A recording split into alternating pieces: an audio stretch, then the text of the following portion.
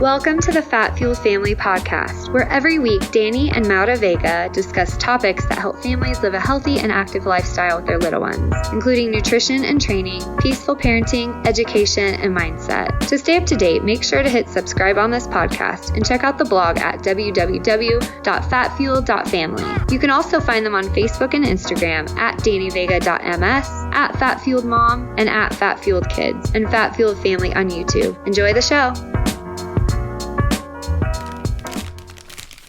What's that? Oh, this? Yeah. It's just my Keto Brick. Keto Brick? What's a Keto Brick? Well, Keto Brick, it's an actual brick, which is awesome because it lasts me a really long time. Can't say the same for you. Nope. But Keto Brick is an awesome keto-friendly snack that it could be used so many ways, you guys, seriously. But it is keto-friendly, high-fat, low-carb, has really, really good macros. It's shelf-stable, which I love because I like to take it with me when I leave the house with the kids. And it's got no sweeteners, none of the crap that we're usually staying away from. So no allulose, erythritol, corn fiber, soy, any of that stuff that we're usually avoiding, but it makes such a great snack. I also love it just as a treat. I like to put it in my coffee and the kids love it. So that's a plus. I totally agree. And I have one of these every single day. An entire brick. Yeah, everybody knows I like to crush mine up into cereal and have it like a cereal. My current favorite flavors are peanut butter and chocolate peanut butter cup, which we have right here next to us. What about you? I really love the peanut butter because it's nice and smooth, but my other favorite flavor would probably be toasted coconut. Yeah, toasted That almond one's really coconut good. is amazing. And yeah, of course, as you all know, we are great friends with the owners of this company, Robert Sykes and Crystal Sykes. And both of them, when this started, they were just wrapping these things up in aluminum foil and shipping them out themselves, pulling all-nighters, and here we are several years later.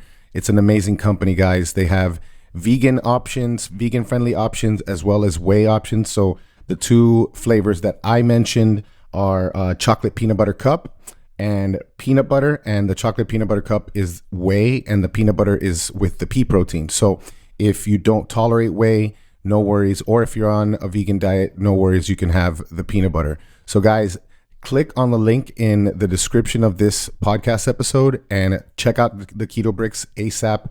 It gets the Fat Fuel Family seal of approval. Anything else?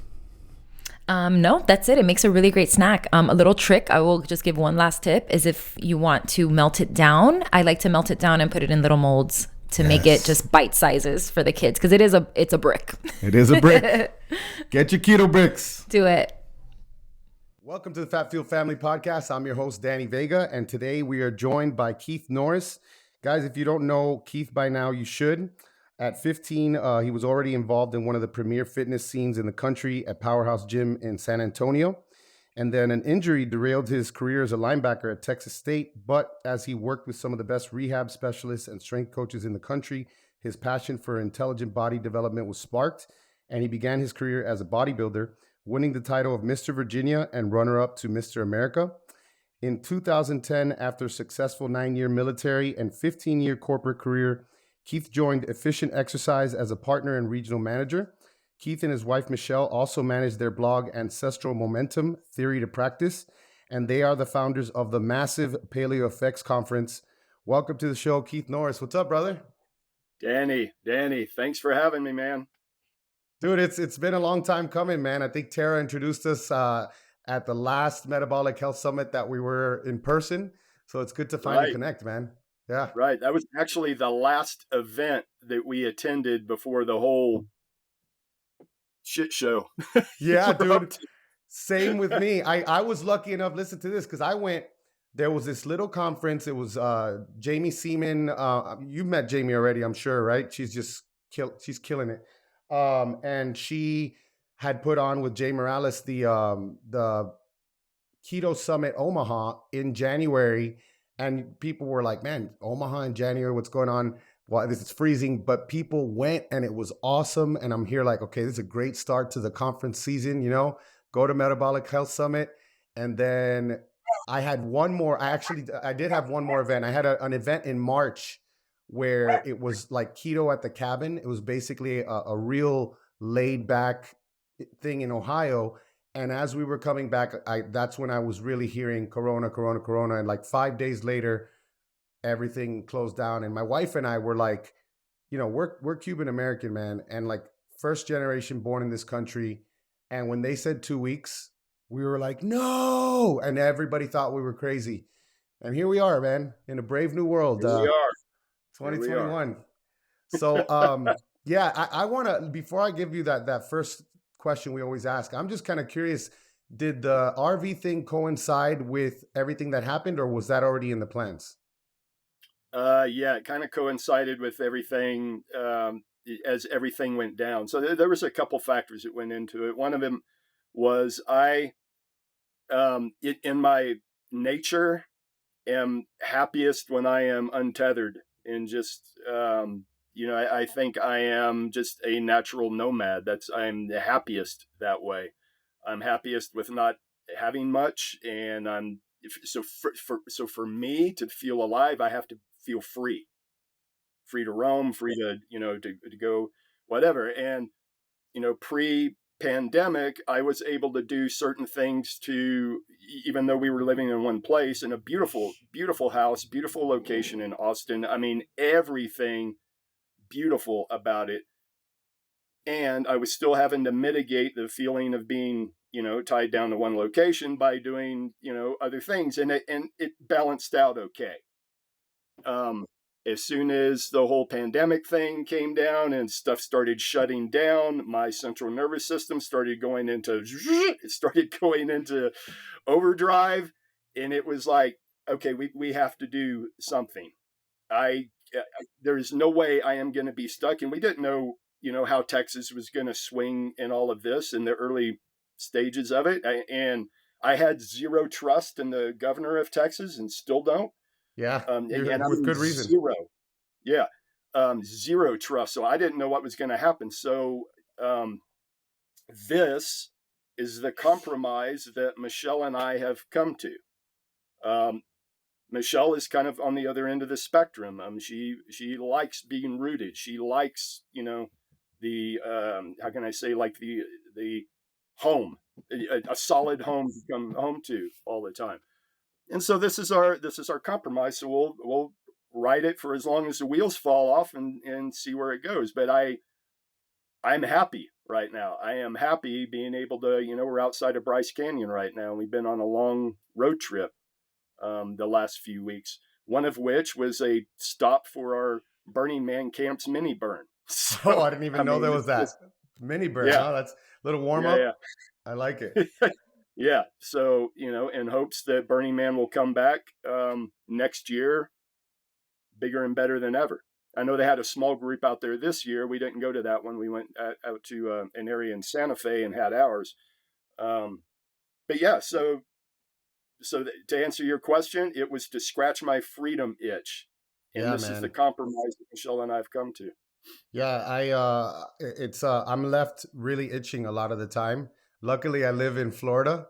I'm the same thing, man. My wife and I, not only for the reasons you described, but also because we had this idea, like we followed this family called the Bucket List family. I don't know if you ever heard of them, but these guys, dude, we followed them. They had like 30,000 followers. They were learning how to vlog. And basically they were this traveling family that they would just basically travel the world with their kids.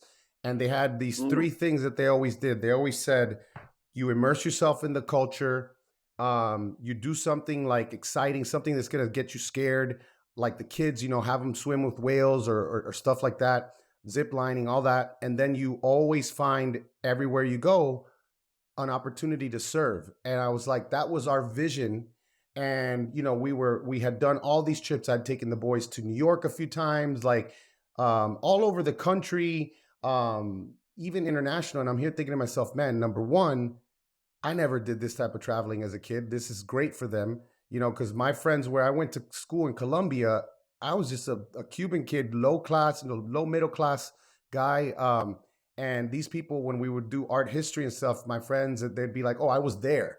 It's a different thing when you see it in a book than when you're there. So I always had that view with the kids. And like, even last year, we poured ourselves into this one business that we started. for most of the year, and it was a travel fitness retreat. So you can imagine, like, we actually got to pull that one off in October in Mexico. It was 100 people. And then go figure, this year things are 10 times worse. We thought we were going to more than double it, and we just scrapped it because I was like, I'm not going to even put my name out there and tell people that you're going to have to stick something up your nose and do something just to come back into the country. So, I get it, man. It's tough, but now I'm at the point where, like, it doesn't matter what I have to sacrifice, and it's usually we're just at the point of convenience right now. We're not even at the part where it gets tough, but some people are even buckling under the convenience part, like, oh, I can't have access to this. Well, I have no choice. You always have a choice, so if I got to stay here in Florida, even within my state borders, I'll do that. There's plenty of Florida we haven't seen. Totally. Yeah. I mean, you can travel in your own home state, and believe me, there's a lot of Texas and I've lived there my entire life, except when I was out of state, in the military and working big pharma, which we'll get to in a minute. Yeah, we will. There's a lot of the state that I haven't seen, and then there's a lot of the state that I want to spend more time in, like the Big Bend National Park area of Texas, which is, I haven't been there since I was a kid, and it is absolutely breathtakingly beautiful and barren and vast.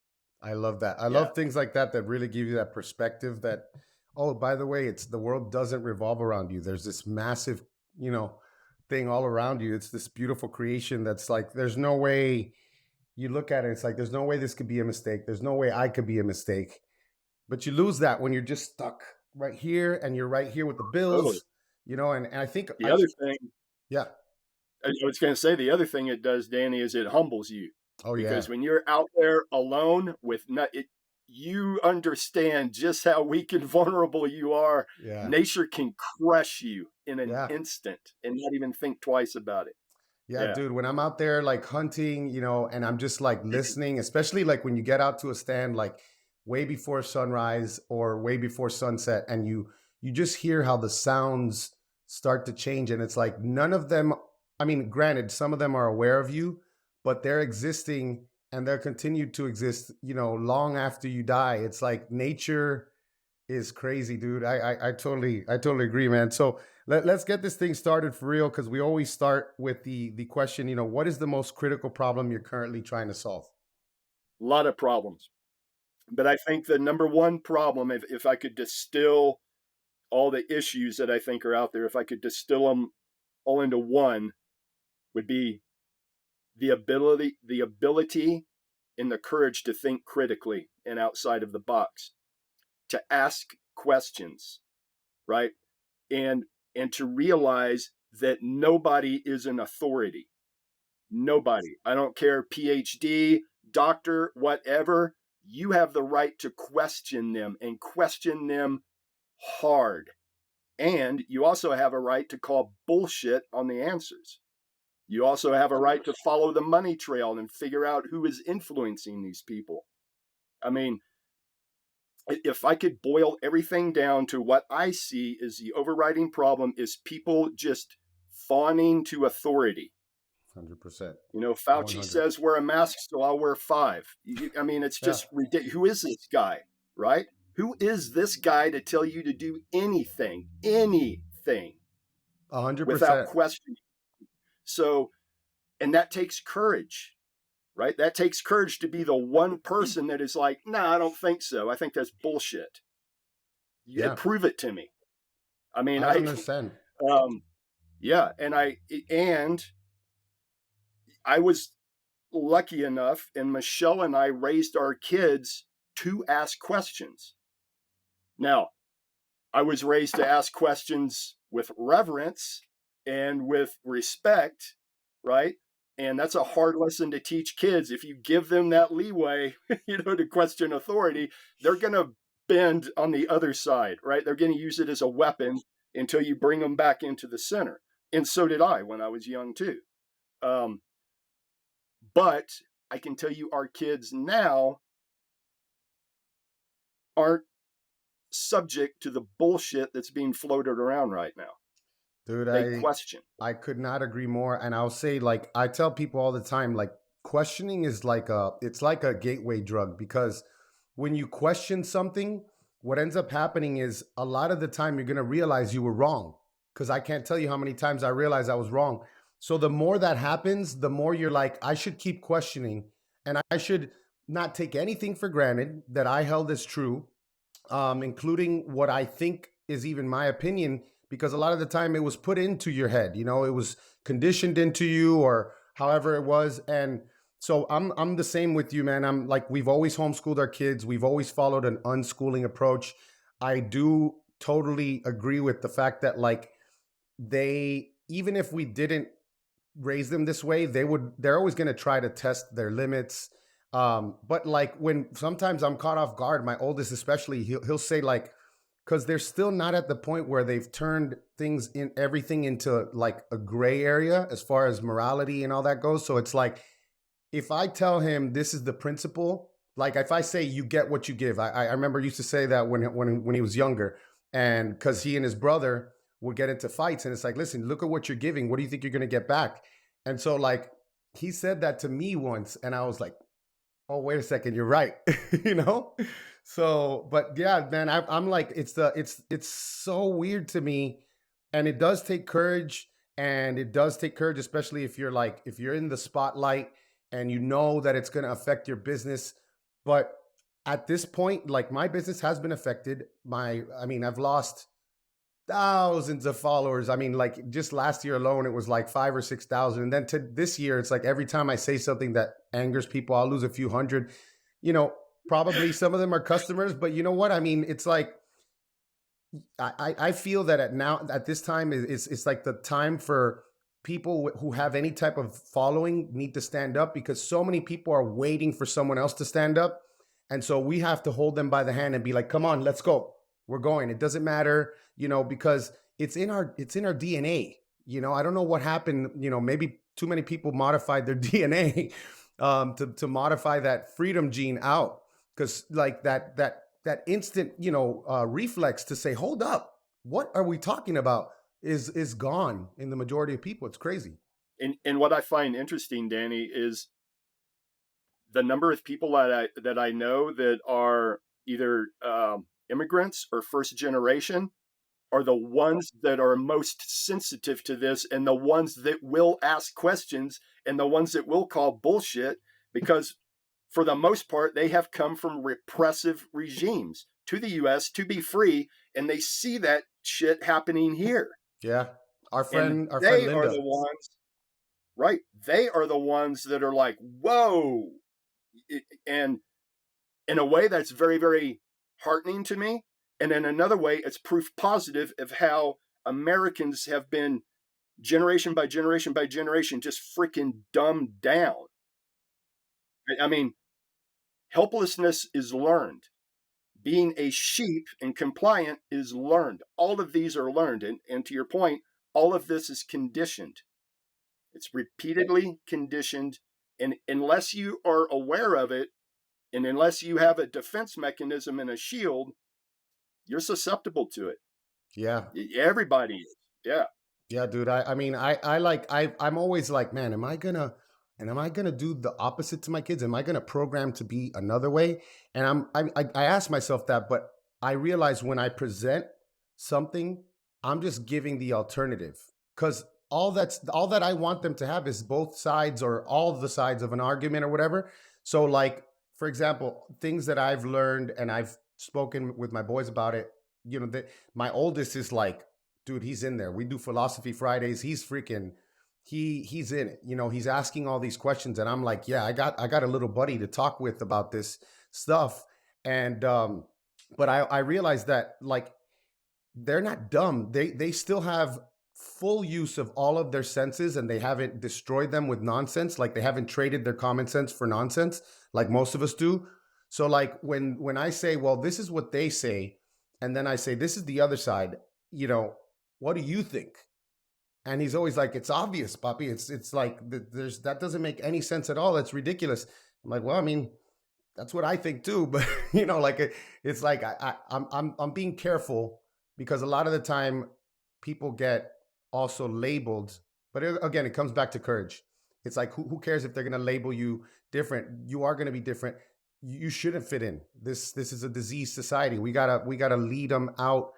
And I'm a big believer. My wife last year, when we had an Amber Alert type of take over everybody's phone deal in like March, and it was to tell us that there was a curfew. And when it went off in the phones, my oldest lost it. He started crying. He's like, "What's going on?" And then I got really pissed off. And I'm like, I can't believe my kids are going through this. And then I realized, like, I'm a big believer that all of us are put here for a reason. And so everyone who was chosen to go through this now as a kid is going to be a hard ass.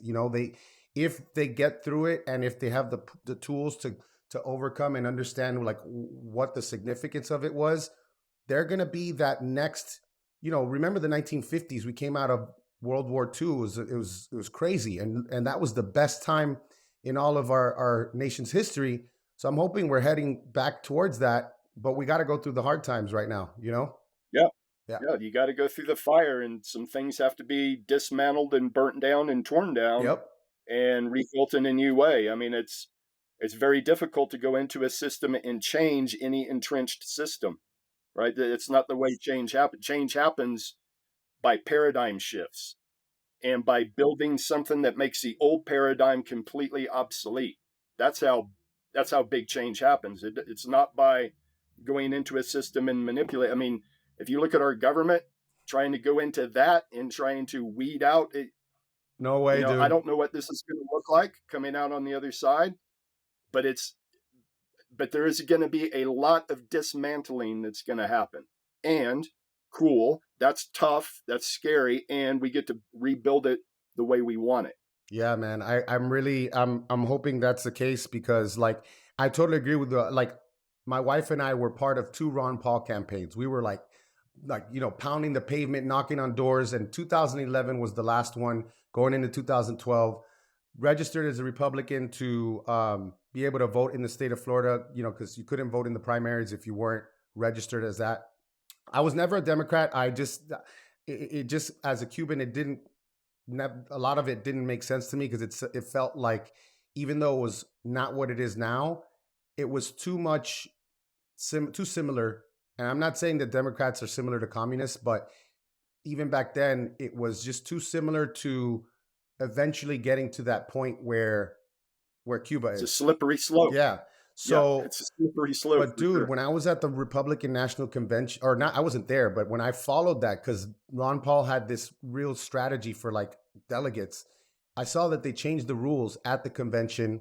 They announced Mitt Romney before the votes were even in. And that's when I just was like, you know what? Thank God we're done with this political thing. Like, we're never going to do anything political again. That's just my point of view. And that's when we really like focused on what can we do? Our kids, our financial stability, and security, and our personal security. And that's what got me into that. And that now I did get caught up in the politics this last year for a few months and got caught up in the spells. But then like coming out of it now, I'm just going to stay being that guy on the sidelines who's screaming at everybody, because you need those people. And that's going to be me, because I don't fit in with the whole, because I see there's never a reliance on principles. It's always like the party. And so people are like holding their nose on both sides for all this stuff. And it's like, I hate that, because, that's why I can't believe I'm saying this, because again, like nowadays, a lot of the Democrats, I don't get along with these people who are really intent on ruling over us. But I look at someone like, what's her name? Who's out. She's like of Arab descent, and she's a Democrat, and she was really big on, I think she was in the army. She served in one of the, I forget where she served, but she's really big. She's a Democrat, and she's really big on personal liberties, and I forget her name, but she's great, but we don't look at it that way. We have to buy lock, stock, and barrel, whatever, people go with. So I don't want to take the illusion of choice. Totally. It's totally the illusion of choice. There is no choice. I mean, there is really no difference between the two parties. Yeah, that's hard for people to accept. Those who are in control set it up. Yeah. Those who are in control set it up that way to give you the illusion of choice, and to give you one more thing on top of race, on top of masks, on top of whatever you can think Whatever they're of using to to separate us. argue and fight about. Yeah. Yes, exactly. Yeah. In the end, those who control force what they want. To a lower degree, if they want Mitt Romney in, they put Mitt Romney in. It doesn't matter. On the Democratic side, what was his Sanders? They destroyed Right? him twice. Or They wrapped or they mopped him up, and then he still came back and shilled for them, and still, he got his I mean, it's kabuki theater at best, and that's all it is. It gives people, bread and circuses, something else to watch other than pro sport. Yeah, and for anybody who's listening and doesn't believe, and is caught up in the spell of the bipartisan, the two-party system, think about all the programs that were started by a president you hated, and then realize that when the next president came in, he finished the job. It's like continuation of power, continuation of everything, just a different brand. Yeah, we could talk about this forever, dude. So let's switch back into like the health space. So, you're personally known for, incorporating intelligent biohacks to enhance your diet and your lifestyle. And I definitely want to get into that. But first, what are some of the everyday, non-hack habits that you employ, like as a baseline? I mean, it's, your listeners have heard this 10 million times, right? I mean, I eat a very clean diet for the most part. I don't stress about it. If I want something that I would consider off the chain, I have it, and I don't stress about it, and I don't have a lot of it, and I go back. My diet, for the most part, consists of keto carnivore, but I do employ metabolic flexibility, and I will have bolus hits of carbohydrate. Now, I support that by working out quite a bit, and my workouts are extremely, extremely varied. I love that. I have the luxury of not having, back when I was a competitive athlete, everything that I did was geared towards that event or that game or that sport. Now, I'm free to do whatever. So like today, I'm going to go on an extended bike ride out here in this area. And that might be followed by a day of heavy deadlifts, which might be followed by a day of, body work exercises in the park or sprints. I mean, it's whatever I feel like doing, I do, given the environment, given the equipment I have access to. Right now we're on the road. I don't have access to heavy weights. No problem. I'll be back in October. I'll have access to heavy weights again, and I'll pick right back up. When COVID started, they had a mask mandate at the gym that I went to, and I lost my shit. I lost it on the poor dude at the front desk, and I feel bad about that now. To be honest, though, I asked for whoever manager was. I was livid, and I on the spot eliminated my membership. And then I went through about a week of like, oh my God, what did I do? And then I was like, I started off as a kid with body weights, exercises, and sprints. Here we go. I'm going to relearn a lot of stuff that I haven't done, since I was a kid. And I did, and I freaking loved it. And when I did go back to the gym about a year later, it took me about a week to get right back up to where my old maxes were. And I'm not anybody special. I am nobody special. Anybody can do that. Anybody can do that. And so I love that flexibility of being able to just do whatever and to be fit enough to do whatever. Even a couple of years ago, I got talked into doing a 500-mile, a 5-day, 500-mile ride through Oregon in the Bend area. That is awesome. And I ride a lot, but I don't do a century a day, 5 days in a row. And I was hurting, it put a hurt on me because it was at altitude and hills. Altitude too. And I did it. And it's just like with zero training in that, and that's a whole other story, but it was a thing. But to be able to do that I think is a testament to the adaptability of the human body and the flexibility of the human body to be able to go through that. And while I was doing that, my diet completely changed. Completely. I thought, yeah, I'll be able to do it fat fueled and in the carnivore shit. You needed them. You needed those carbs. After halfway through the first stage, I met this girl who knew who I was. She knew who I did through Paleo FX, and she rode up beside me after the first time. She's like, "Hey, man," she's like, "You better get some carbohydrates in your system." And I'm like, "Nah, I think I got this." And she goes, "Okay." Dude, with distance, you can't let it turn into a problem. You gotta stay ahead of it, because once it's a problem, it's too late. Yeah. And the next 20 miles later, the next rest area, it was everything I could shovel down my pie hole, and I still could not get enough fuel. I mean, it was unreal, the caloric expenditure that was just pouring out. And I mean, it's burst, glide. So it's not like it's just a continual rotate. It's a totally and different down, right? animal. I'm sure. Feels like elevation decreases and increases. Right. Now, I'm sure like Ben Greenfield does, so he will train fat fueled, and when he's in an event, he will augment with carbohydrates. Well, if I would have had the forethought to actually train before I did this, instead of just going, I got this, I would have done that, but I didn't. And so you got to do what you got to do. Anyway, but to be able to be even in a position to be able to do that, that's what I work out for now. Yes, I work out for health. Yes, I work out for vanity. I like people going, I cannot believe you're 56 years old. I can't believe it. Yeah, that's so good.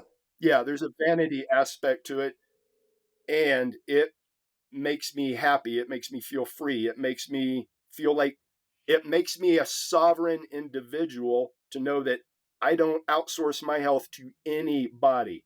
I have people that I collaborate with to maintain my health, but I don't outsource it to anybody. My health is my business, 100% my business. Nor do I listen to authority to tell me to put shit into my body that I don't agree with. 100%. No, 100%. Not going to happen. So yeah, I think number one, the beauty is in the variation, like you going from, fasting to feasting, and from, periods of hard training to periods of more aerobic training. All of that works awesome. I have seen personally awesome benefits of that. Like Peter Defty, I don't know if you ever met him. He's, OFM, optimized fat metabolism. He did like Vespa. He helped me with that when I did a 50,000 meter row like 3 years ago. And he's like, eat a big carb up the night before, then do as much of it fasted as possible. And then after that because I did like 23K, boom, in one shot. Then I had a carb meal, like 80 carbs. And it was crazy. That's what happens when even if you're not training for the distance, if you're fat adapted, those carbs turn into a PED, because you basically are able to get the best of both worlds. I was eating carbs, and as the day went on, my ketones were going up and my blood sugar was going down. So I totally agree with that. I mean, and I've done it if it's intense, like you said, I need, for me, I do very well with carbs. But if I did my 40th birthday, I did 40 miles, walk/jog. And I did that fat fueled, but that was real low intensity, but when you got the ups and the downs and the like the watts are going up, like you're going to need that. So I totally get that, man. I love it. The instantaneous power production. I mean, you got it. And carbs are demonized, and I mean, they should not be demonized if a person is healthy and fit. Right. And they're used in moderation, and I see where people come to the idea that they should be demonized because most people are not fit, first of all, and there is an over-reliance on bad carbohydrate sources. And so this message gets so convoluted, and then it trickles down to the athletic community who are like repeat power athlete. Can you imagine a football player, for instance, or a soccer player being totally keto. I I haven't mean, seen it's it. not going to Yeah, I work. haven't seen it. It's not going to work. Not at a high level. I mean, you need that. Yeah.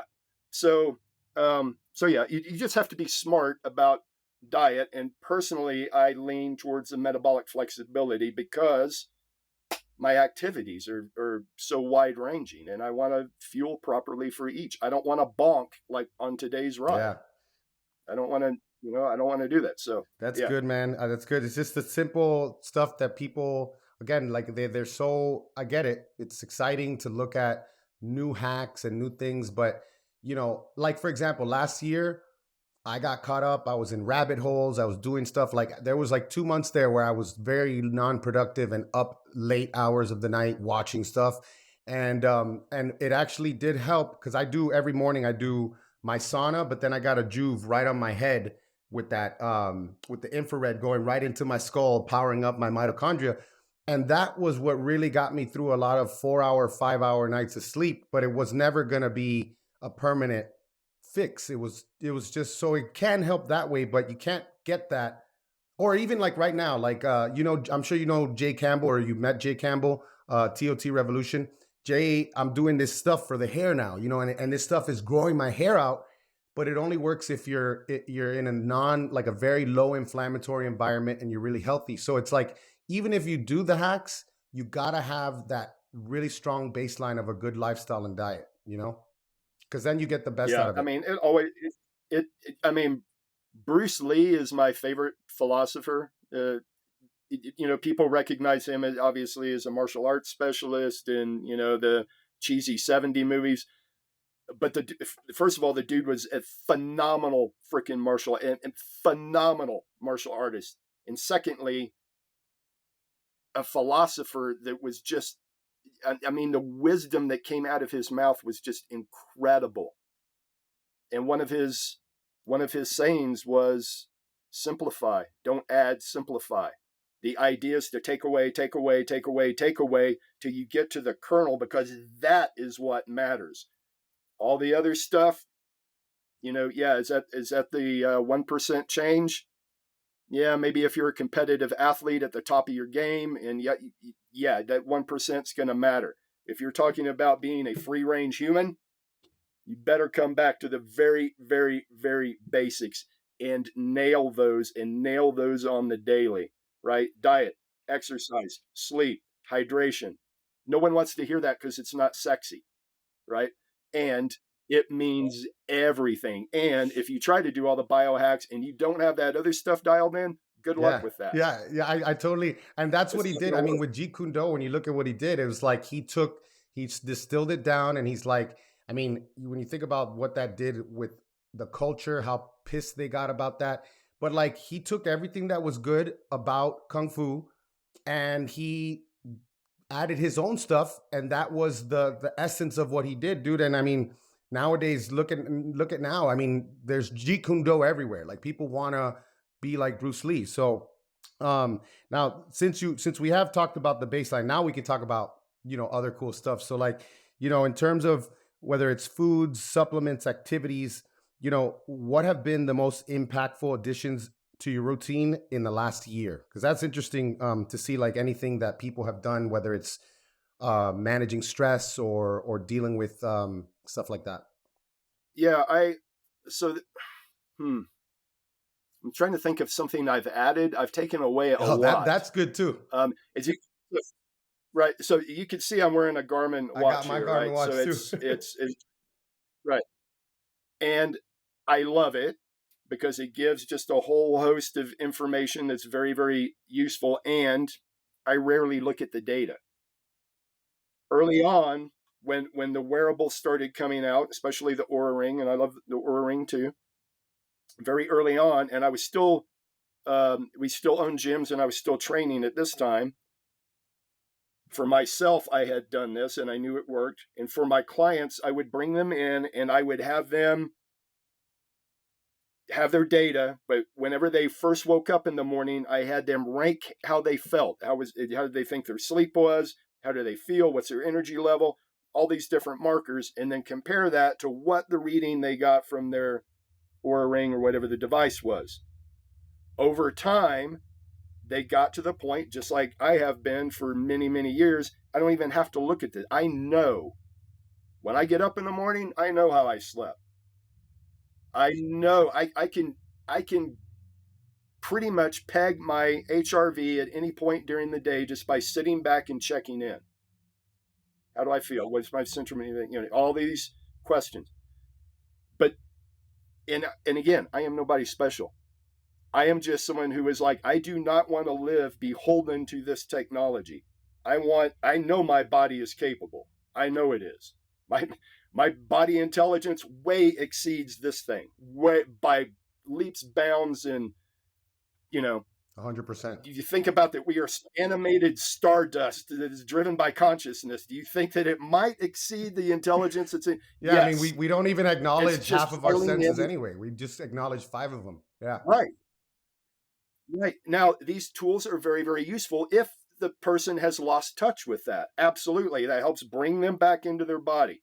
I need to get you out of the ether and back into your body.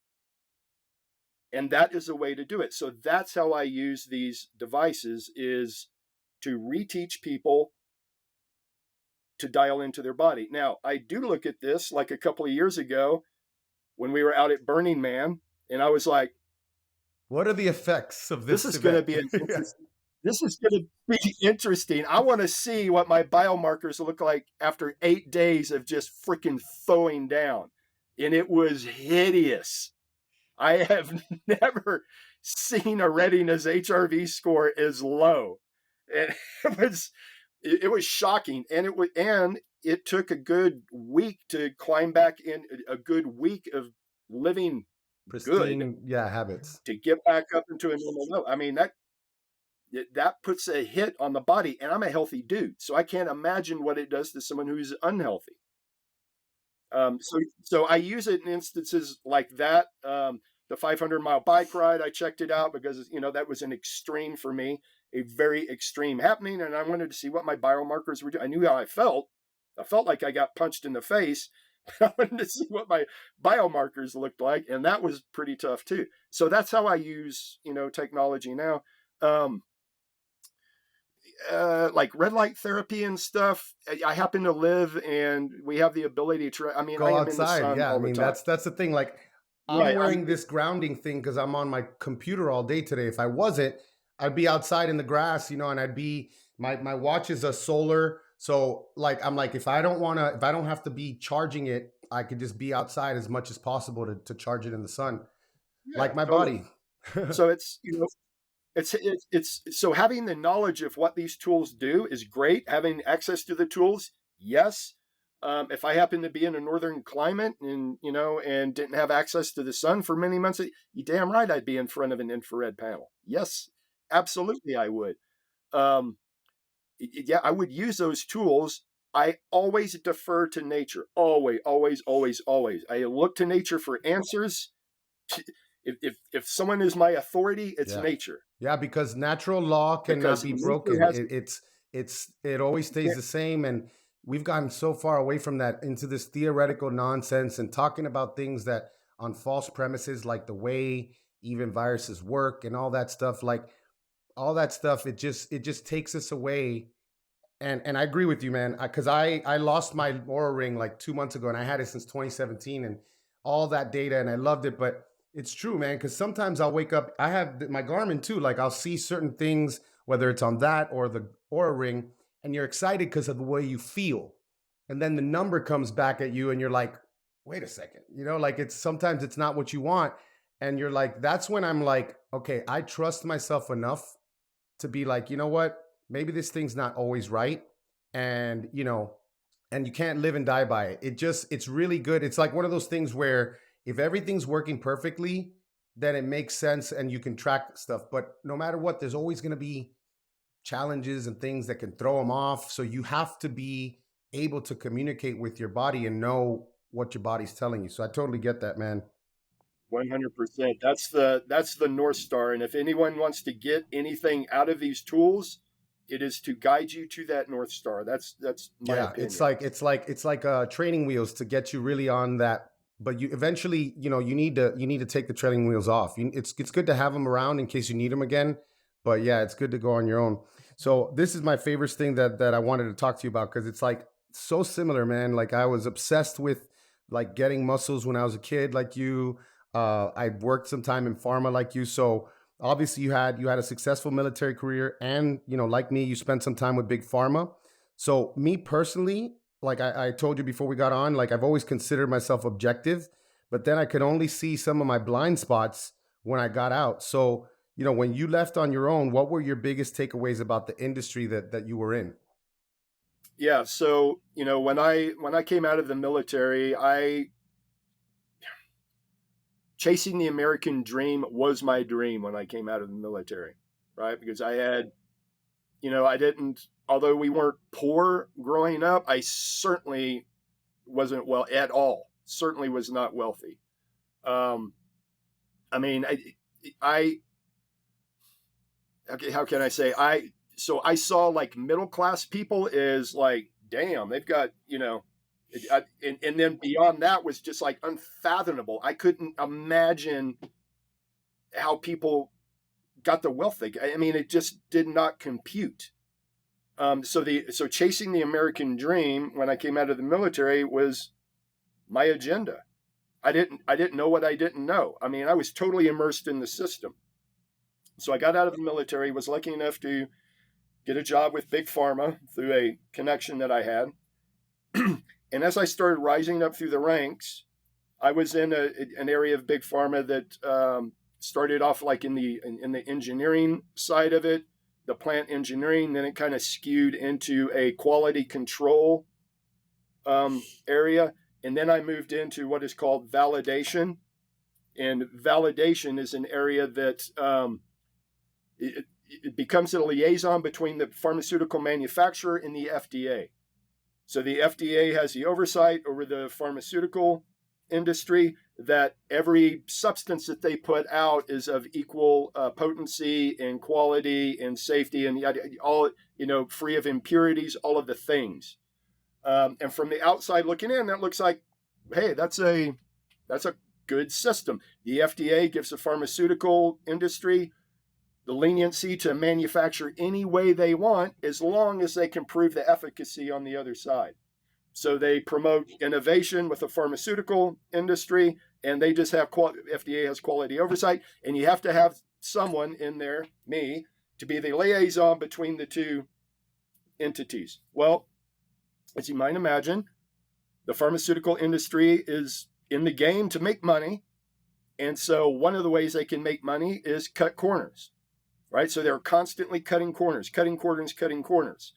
And they are razor thin on the requirements that the FDA looks at to say, okay, you can keep manufacturing this drug. And so it would be up to me to prove to the FDA that what we were doing with the pharmaceutical plant industry met their standards. And I thought I was doing God's work. I mean, if these drugs save lives, all the things. Dude, I ate it up. I was a puppet for it. And as I started rising up through the ranks and getting higher and higher and having access to more information, going to higher level meetings, I began to go, this is all pardon my French, but this is all a fucking shell game. The FDA is not looking to hold reins. I mean, this is smoke and mirrors. They're just putting on a show. I mean, everybody in the FDA that I interacted with came from Big Pharma. They retired from Big Pharma, went to the FDA. I mean, and so when they're coming back to Big Pharma, it's like a big buddy reunion. And I was like, what the hell is going on here? Okay. And then I was at a meeting one day, and the pharmaceutical company that I happened to work for, they produced all things diabetes control, man. From insulin to injectables, all the thing, everything diabetes. And of course, I know how diabetes can be controlled. I already had some cognitive dissonance being in that particular plant, because I was like, control this shit with diet and exercise. I mean, you don't have all this other, But okay, some people aren't going to do the diet and some people aren't going to exercise. So, okay, maybe this is a needed commodity.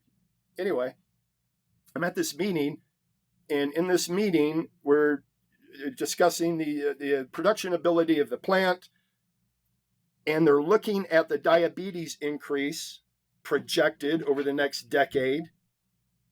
And they're talking about increasing production capacity at the plant. And there is a feeling in that room of just jubilation, joy. Yes, look at that trend. Yes, yes. And that for me was the final straw. I was like, fuck this. I don't know what I'm going to do, but it's not this. I am not doing this bullshit anymore. First of all, that, making money off of an illness that can be corrected by diet and fitness. First of all, that's a no starter with me, number one. And number two, being giddy about it because the profit you're going to make off of those people. And number three, not giving them the proper education and the proper fitness and diet education, which is promoted by the U.S. government. Look at all the subsidies that roll into farming, right? There's no subsidies for grass-fed beef. Nope, not at all.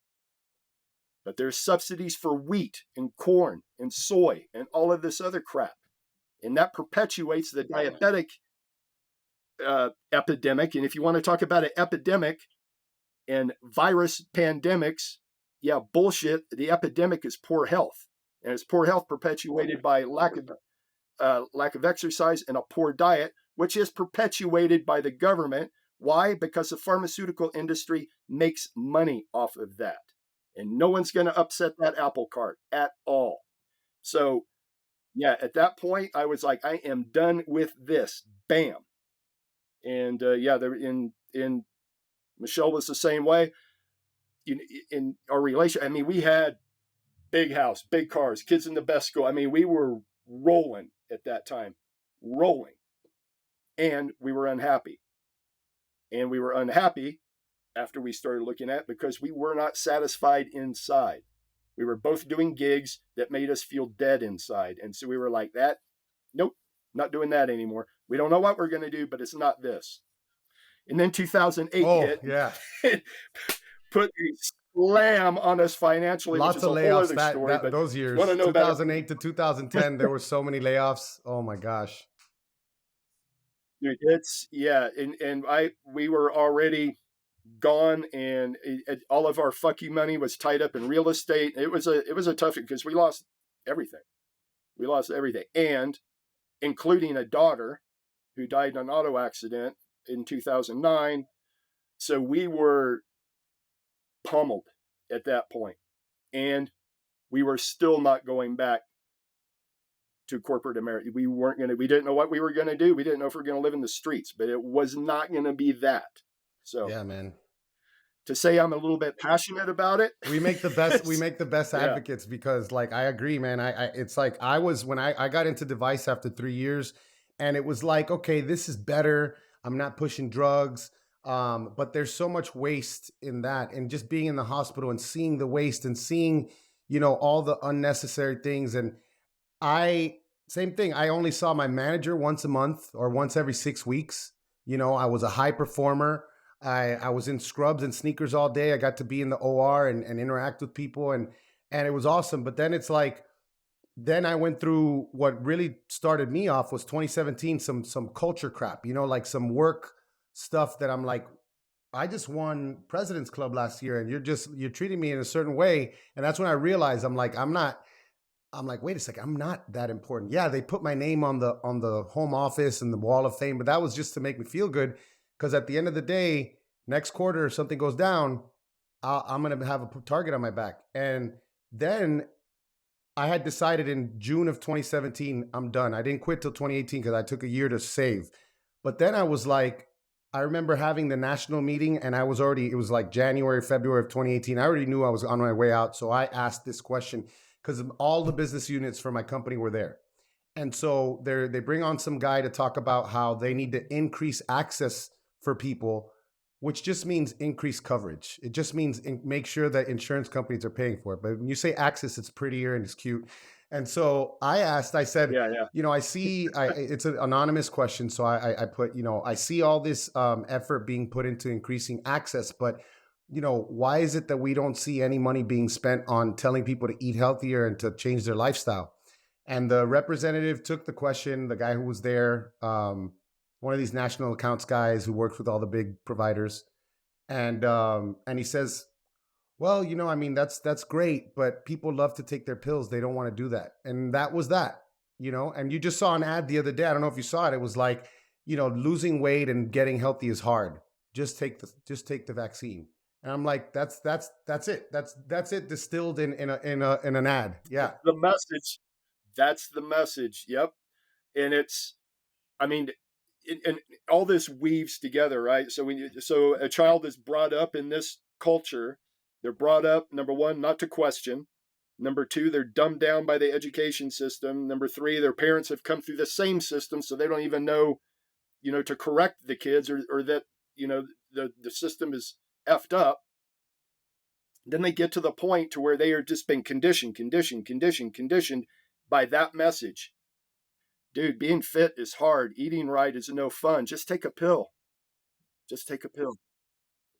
And that gets conditioned into kids very, very young, right? And it is real. Michelle and I do lots of personal coaching.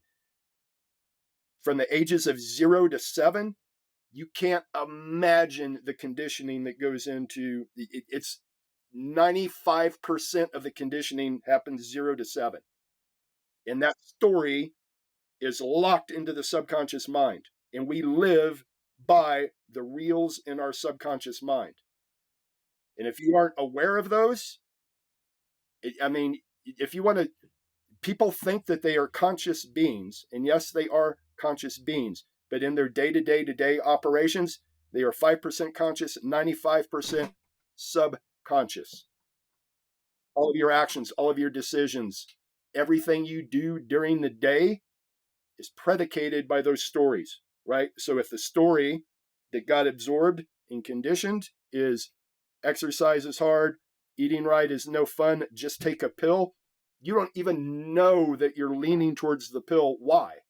You don't even know why. You don't even know why you have this against exercise or eating right. Why does eating right just it's like a visceral reaction in my body? That's why. It's because you've been culturally conditioned, and that's your subconscious mind reaction to it. So, yeah. So but again, so if I had to distill all it's critical thought. Why do I feel like exercise is hard? Why do I want to lean towards a pill? Why? Why is the most powerful word in the human language. Why? And even my own preconceived notions and sacred cows, I make a habit of going back to those and questioning my spirituality, questioning my desire to dive into my own consciousness, questioning, do I really think that optimal foraging theory is nature's answer to how every organism on this earth fuels itself? All of those questions, which, by the way, is what brought me around to paleo way back in the day. That was the one thing that was put in front of me to where I was like, oh, I get it. I get it now. I get why our ancestors preferred fatty meat over going around grubbing for berries and tubers, right? It's a simple caloric exchange equation. Every organism on earth does that instinctively. They do it instinctively. So vegetarianism has cropped up because of convenience in our culture. That is the only way that it works, or whatever culture that you're in vegetarianism can only be sustained if a culture can sustain it. But if you were left to your own devices out in the wilderness, you're not grubbing for frickin' potatoes. I can guarantee you. Or if you do, you're not going to last long. You better drop a fatty animal. Yeah. That's what you better do. Quick. So, I totally, man. I know. No, I couldn't agree more. I mean, look, you're talking about, I think it was Lenin who said, give me 2 years with them. All he said was 2 years with the kids, and we give them 14 years. And what happens when it's a developing brain, like you said, like it is locked in there, and then when you realize, you just laugh because when you get into these conversations with people, like exactly what they're going to say. That's weird. That I know exactly how someone's going to respond to me, and then I know how they're going to respond to the next, and the next thing. It's like, dude, I've heard this same script over and over and over, and that's just weird. And I don't know why. It's like cool to be conformist. It's cool to be, respect authority now. And I'm not saying like don't disrespect authority just for the sake of it, but you know, I've always just naturally been that way, and that's why my kids are that way. And even with the kids, because people say, "Well, do your kids eat perfect?" And I'm like, "No, they don't eat perfect." The only thing is, like, when they eat something, I'm most of the time not the one buying it. They're buying it with their own money. But really, what's more important to me is completely going against what you said, which is, when they grow up, they're gonna know, even if when they leave my house, they go straight for the hot and ready sign. They know that if something does go wrong, that they're gonna be able to fix it with diet and lifestyle. That alone to me is the most important message, because they're kids. They love sugar. When they eat it, they enjoy it. But like, it's still like, it's just so ingrained that they're gonna know that there's gonna be a, what do you call it, plan A through plan Y until they go the medical route, and that's powerful. It is very powerful, and giving them the ability to choose and giving them sovereignty over their own beings to be able to choose whatever they feel is right. The ability to choose mistakes, right? The ability to choose a very risky endeavor. All of that is sovereignty. All of that is and our then right. it's good to get that practice when Right? you're So early on too, like to fail, because you're gonna be right, the first time you fail, right, you're not gonna be like, oh my gosh, it's the end of the world. Like, you have experience at it. right. And from the athletic side, and I know you've seen this a lot of times. So, you recruit a 5-star blue chip kid out of high school, right, who has been all God his entire life, a quarterback or whatever, right, is likely to be the first kid to drop during training camp. Why? Because he has never faced failure, and now he's among equals, and he's getting, Like, he's you mean I getting his face gotta remember punched. the He playbook? doesn't I like gotta that. train in the weight room. I never did weights. I'm like, Right, I got an arm. Look at my arm. Like, right. not here, buddy, because everybody Right. was you. I got to sit behind 3 other guys who are, oh my God, better than me. Yeah, and no disrespect to the kid, he's never had to face failure, or he's never been put into a position where he failed, where he risked and failed, and had to pick himself back up, clean himself off, and go back and do it again. Um, and that's a resiliency that some people have naturally, and it can also be trained. That resiliency can be trained, and entrepreneurship is that way. Entrepreneurship is failure after failure after hardship after failure, right? Everybody wants to go into entrepreneurship because they see an entrepreneur who's succeeding.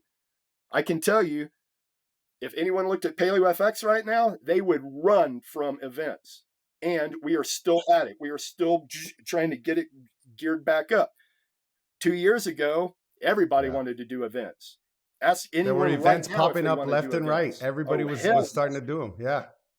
Right, right. So it's a different playing field, and and that's with everything. People look at an entrepreneur who is successful. Yes, you should look at that. And for every one that's successful, there's 99 that just augured into the dirt. Right? You can learn lessons from those too.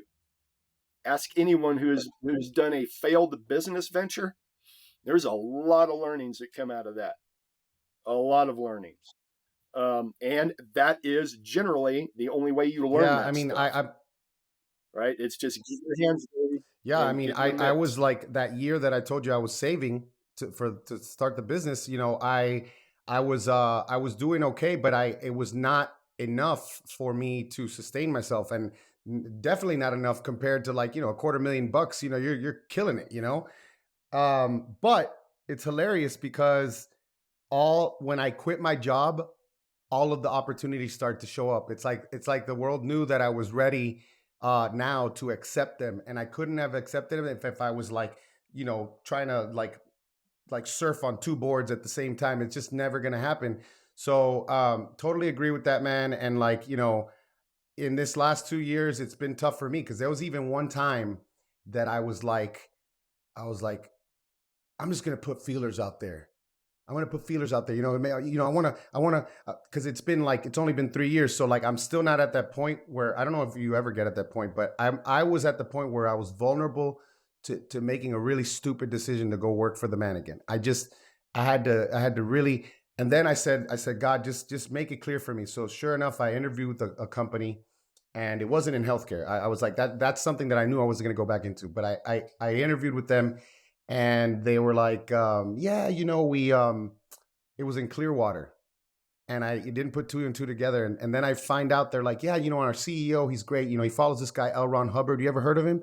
And I'm here thinking, holy crap, I'm in Scientology land. Like, I'm in literally, and I know someone who's worked for a company that's like that. And it's a nightmare. And I was like, okay, I walked out of there and I was like, okay, never again. I get it. Loud and clear, stick to what you're doing. And, we, especially with businesses, we try to like do all these things because it's the same mindset of staying at my old job. And then I realized only recently, I need to go back to the bread and butter. What got me to where I am?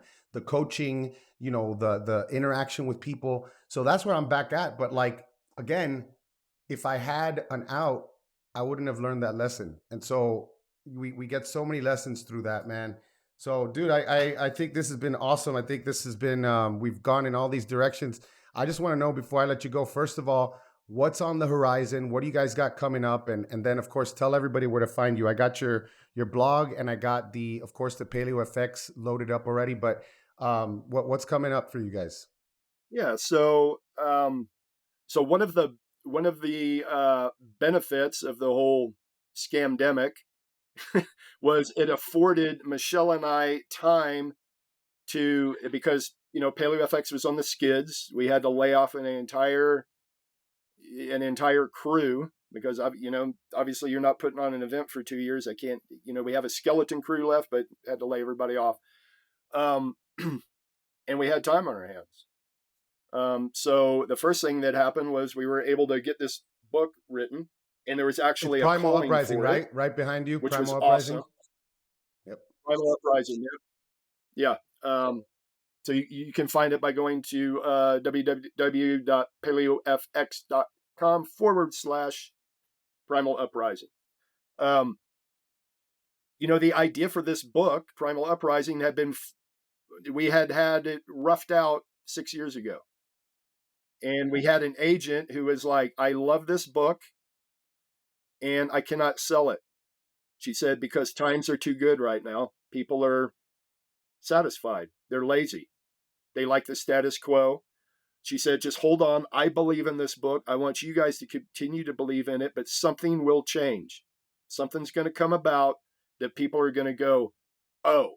She said, I don't know that is it going to be another 2008 scenario again, but something's going to come down the pike. It always does. Just hold tight. I believe in this book. You guys believe in it too. And we almost forgot about it. I mean, it was, and then the pandemic hit. And in the same week that we had to pull the plug on Paleo FX because we couldn't meet the requirements of the city of Austin to put on an event. You couldn't have any people in there.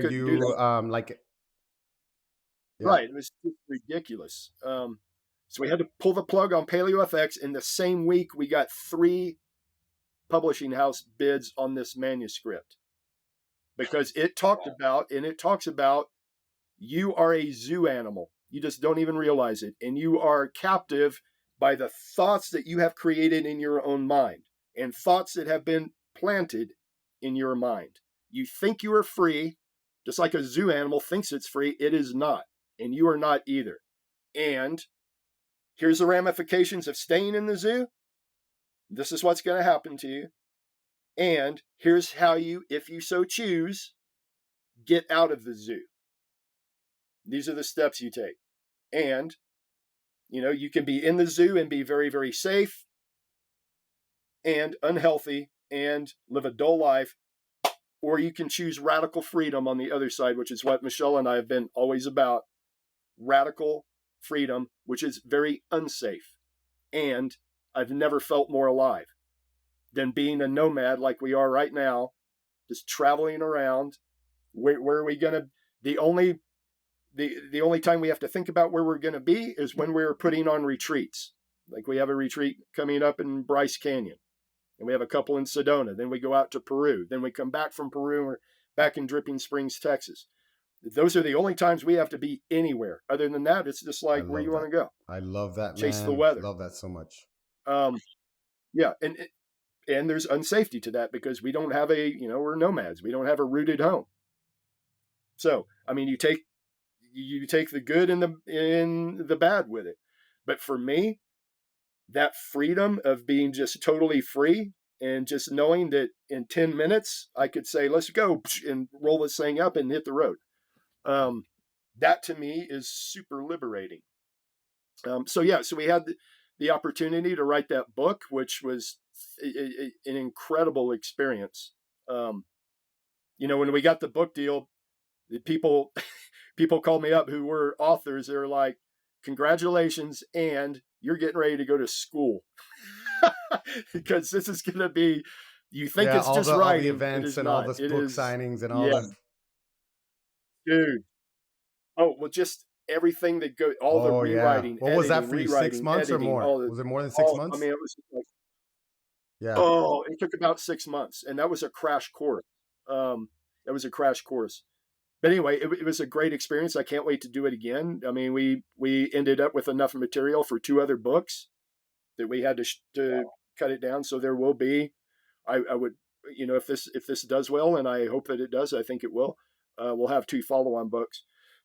And Michelle and I have been involved in teacher plant retreats and journeying for over a decade. Of the game. A lot of people started getting into that really in the last 5 years. Yeah, and it's been over a decade for both, and we've done lots of work ourselves. And as we've done this work, we're natural teachers, we're natural coaches, and we just gravitated towards the facilitator side of it over time. And we always worked with the best facilitators ourselves. And we kind of the Bruce Lee approach to learn a little bit from this facilitator, a little bit from this facilitator. The whole idea behind Peruvian, the way that Peruvian shamanism is taken, and incorporating that into the Western mind and bridging the two is what we're all about. So yeah, we do personal coaching in that realm. We also run retreats in that realm, which is the most satisfying work that I have ever done. And this came about, Danny, because the whole COVID thing came down, which I think is entirely a freaking scam. And it offered me this chance of a career change, and still with the ability to put on Paleo FX. So, I mean, in one way, I hate what COVID has done. And in another, I'm just like, thank you. Thank you for opening that window for us. Because it's worked out. And I'm glad you mentioned the fact that like you're so focused on bridging that gap between like the Peruvian and the Western, because I do see that a lot, like as someone who, it's just kind of, our Western mind is kind of really messed up because we're taught to go to college and party. And so that's what we associate everything with. And we don't know how to, whereas some of these other cultures, they're doing stuff their whole lives, and it's a very serious undertaking. It's not something to be taken lightly. It's something to be, and so bringing that air to it, so people understand, like, that's really important, I think, man. And it's true that things do open up. When you're open to it, and things open up, and because like I remember last year, Ben Pekulski and I were talking about this, and he's like, because he sees how I get, man. I'm like, And now I'm at the point where I'm like, hey, don't take the red pill or the blue pill. Take the white pill. You know, that's where I'm at now, where it's like, listen, let's create the lives that we want. Let's stay local. Let's be prepared. But yeah, he was saying that that this is going this is going to be the most massive transfer of wealth in a long time.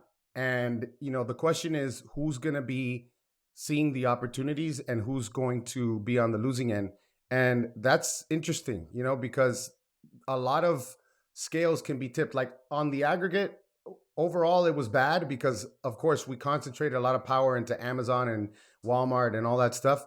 But then at the same time, I think it also let people know, you know, when I talk to my farmer and my rancher, like both of them are like, you know, how do we get them to get from that, oh my gosh, Walmart's out of meat, let me go find a local farmer, into a regular habit, you know? And that's the part that it just, you know, I'm like, guys, at the very least, get the guy's number, you know, and have a decent relationship, because those guys could step up when they start messing with our food supply, which they're already doing. You know, you need to be able to, because they'll scale up. They have very simple supply chains that they can scale up as needed. You know, it's just kill a few more animals to meet the demand. And it's like, you know, but hopefully people, you know, catch on to that, because if not, there's going to be despair everywhere. Right. And a very simple first step for most people is farmers markets. I mean, that is a simple first step. And then you meet the actual farmer at the farmer's market, and then you can forge a relationship, and it just flowers from that. But, you know, that's a perfect first step for people who are very, very new to this. And how ironic is it? One more thing I just want to tell you, because I think it's funny. Like, it's ironic because the organizations that are in charge of regulating things, you know, the products that they're regulating have the fancy seals on them with the, you know, all the things. And it's like this indication, that indication, or it's good for this, or it's organic, or, but then in reality, like when I go to my local guy, and the first time we had this conversation, I could tell how passionate he was. He's like, I'm like, so is it organic? You know, that was the first thing, one of the first things I asked. He's like, what are you looking for in organic? He wants to know, like, am I just like a guy who just wants to say organic? I was like, well, honestly, I just want to make sure that the feed is not, you know, being given like, you know, glyphosate and stuff like that. That's the main thing for me. I want to know that, you know, you guys are being judicious with how you're treating sick animals, you know, just not naturally going over everything just, you know, because that's the thing that people do.